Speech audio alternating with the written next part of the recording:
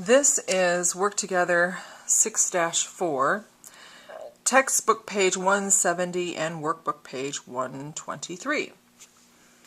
This has to deal with finding and correcting errors in accounting records, double checking your work. So we are asked to examine the worksheet and the general ledger accounts. By whom? Mr. Cotty believes that he has made an error on one or more of the, when he was preparing the worksheet. He asks you to help him verify that the worksheet is correct. Well, the worksheet information comes from the general ledger when we fill out the trial balance columns.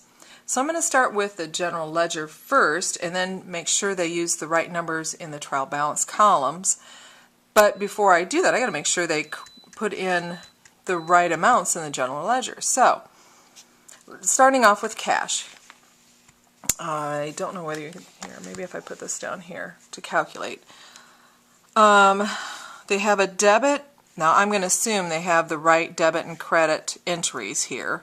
I mean, unless, because they didn't give me the transaction, the journal entries, I have to assume that.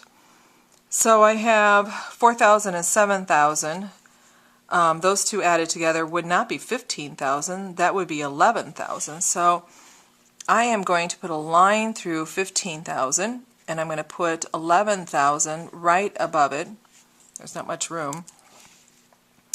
And then if I take 11,000 minus 6,750, my new total really should be 4,250. Boy, I can hardly see that. Oh, I hope I can remember what that number is when I need to use it.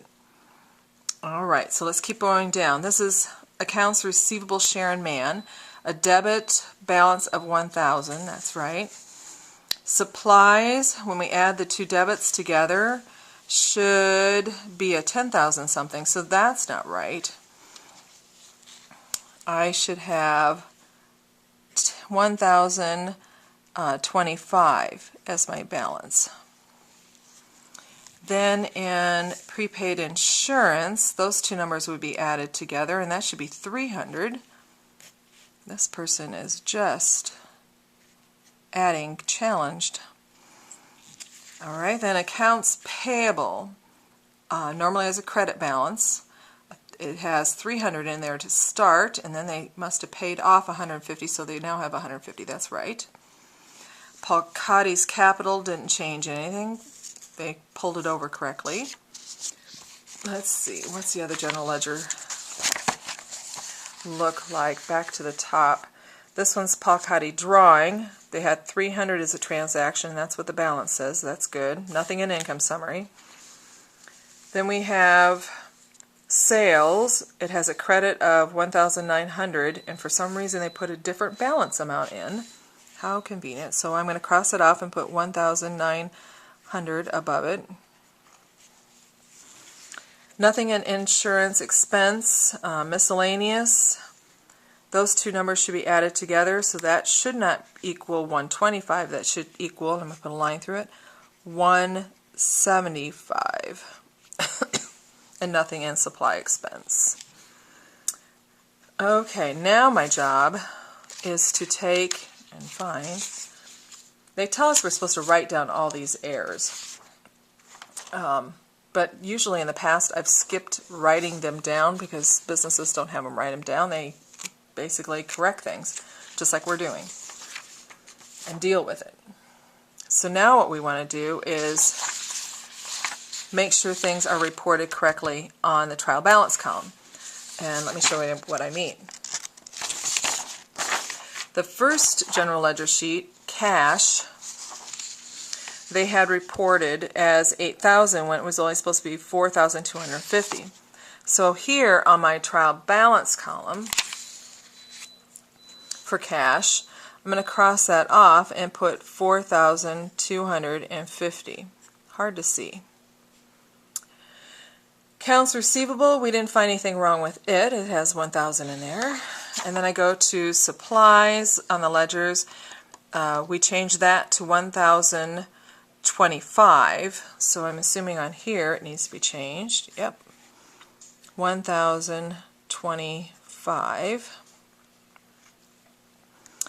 And prepaid insurance should have a 300 balance, not 400.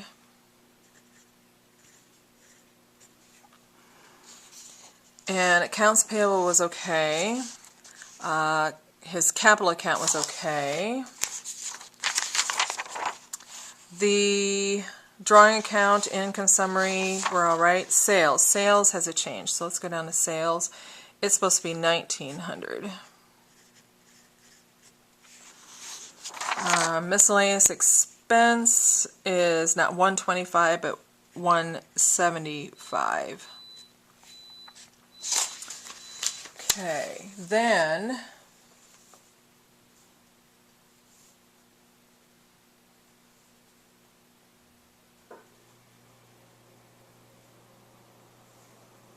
says prepare a corrected worksheet is its next step. So what I'm going to do is start over their worksheet. Let me get my paper going in the right direction here. And take information off the old one. So, oh, that's why this thing's moved again. The header was Leafy Lift. So up here I'm going to put in Leafy Lift. And I'm doing a worksheet, so work. And this is for month ended September 30th, 2012. And I'm going to work on the trial balance column first. First account is cash. I'm going to put my accounts in. Accounts receivable, Sharon Mann, M-A-N-N. Supplies, prepaid insurance,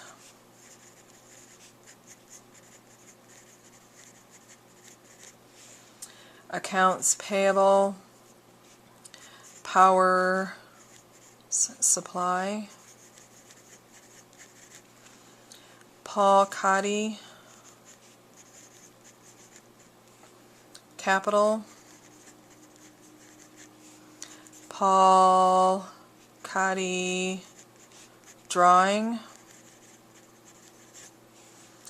income summary,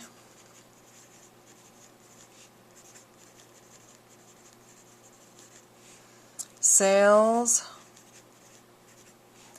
insurance expense,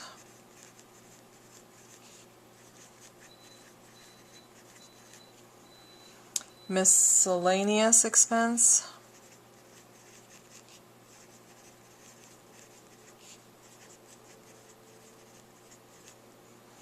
supplies expense.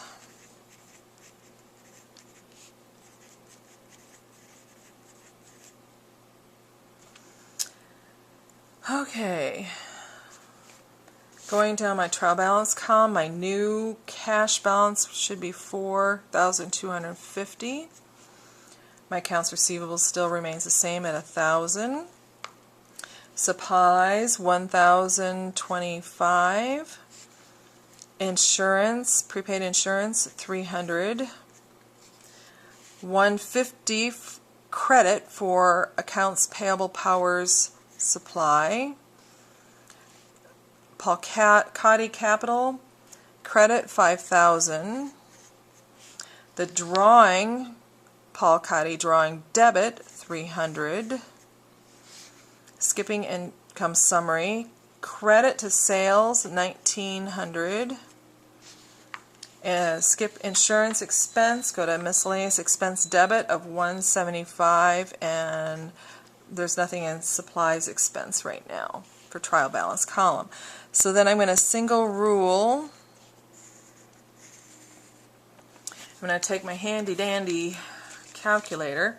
And they knew they had a problem because look, their trial balance debit and credit columns didn't equal each other. So that should have been a huge red flags to stop right there and go back and double check your ledgers before you even did anything else. What dinglingers. Okay, so my trial balance debit column, 4250 plus 1000 plus 1025 plus 300 plus 300 plus 175, I get 7,050.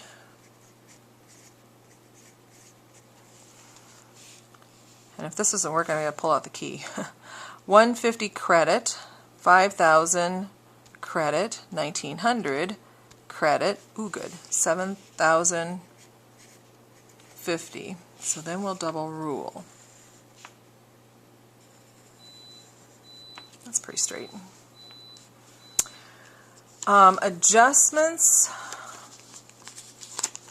I'm assuming, and assuming's not always good, right? That they knew what their adjustments were supposed to be and that their ending balances were incorrect. And if I were to have created this, I would have told the people what the ending balance to supplies and prepaid insurance and was so that they could figure this out. But they did not give us that information, so we have to just assume that their adjustments are correct. So the adjustment on the original worksheet, it had supplies debit. Well, that doesn't seem right. You wouldn't debit supplies. You would have to credit supplies. So we're going from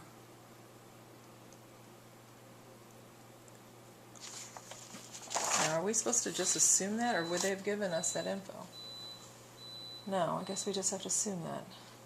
That's a pain.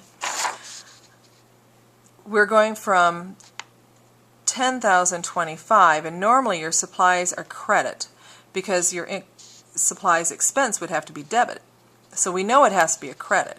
It's just they have this number in the wrong spot. So I'm going to put a little A on supplies credit and 390.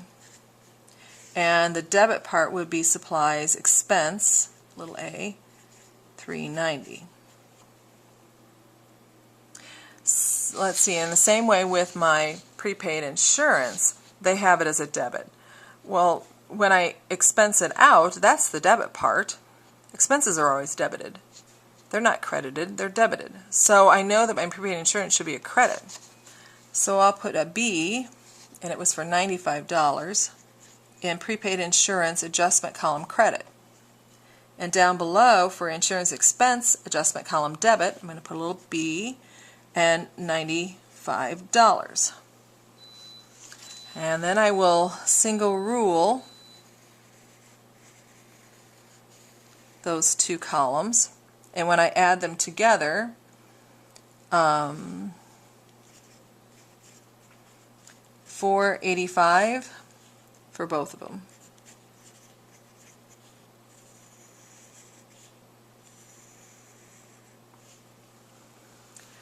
Then we need to carry this information across to the income statement balance sheet columns. And now let's just do our little map again. The income statement reports revenue and expenses. Balance sheet reports assets, liabilities, and owner's equity. So, assets, cash. There's no adjustment to it, so I'm just carrying it across to the debit column, 4,250.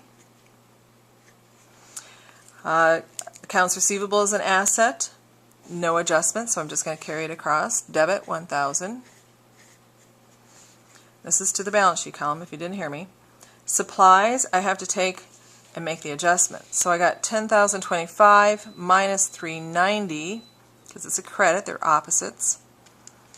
635, debit is greater, so it's still a debit balance. 635, even if it had a credit-like balance, a negative number, I would put parentheses here. I would not put it on the credit side. I'd still keep it on the debit side because that's its normal balance side. It won't ever happen in this particular accounting 1 or accounting 2.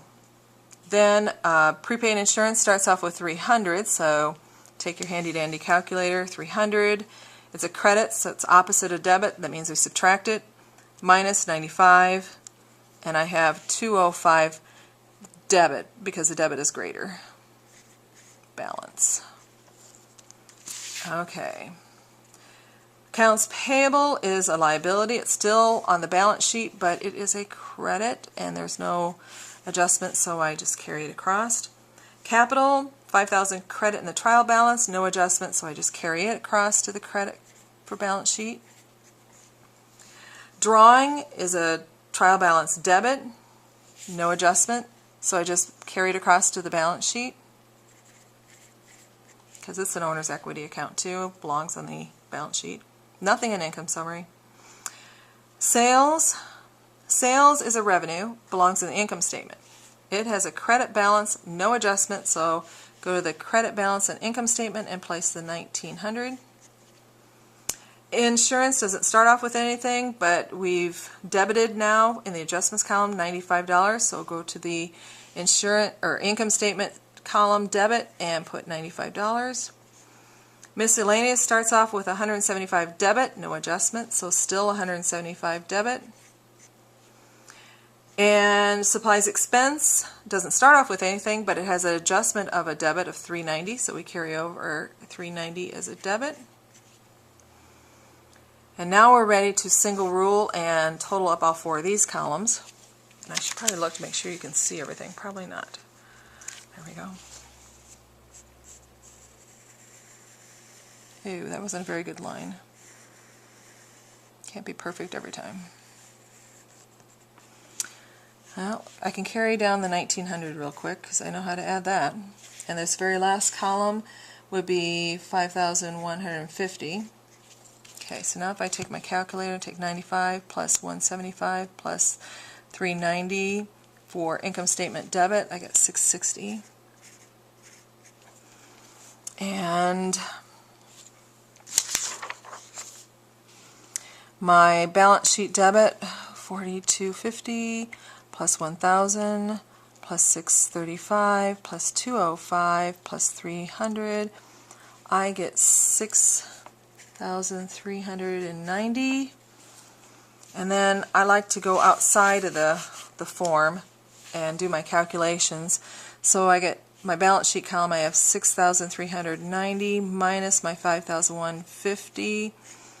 I get 1,240. And if I take the income statement debit and credit, I take 1,900 minus 660, 1,240 as well. So those two numbers match. I'm on the right track, I do believe. I'm going to put the 1,240 on underneath the smaller number in the 2 columns. So it'll go under 660 and under 5,150. And I will single rule all the way across, indicating I'm adding numbers together. And when I add 660 and 1240, I will get 1,900, and I carry down the 1,900 in the credit column, carry down the balance sheet debit of 6,390, and add 5,150 to 1,240.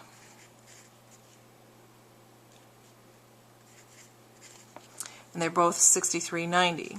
Okay, so when my debits and credits equal in the income statement and the balance sheet, and that difference number is the same for income statement and balance sheet, I'm good. I can double rule. We're not done yet though.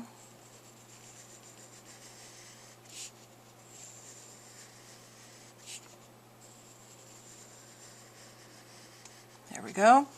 And we have to label what is this 1240. Well, if I look at my income statement, you always go to your income statement to figure this out. My original income statement totals, 660 and 1900. What do they represent? Well, the 1900 is greater, so I come up here and look. It's sales. So that indicates that there's more money going in than the 660, which is represented by expenses, the money going out. So this difference is a profit or net income. So I'll go over to line 14 at the very far left and put in net income. And now it is done.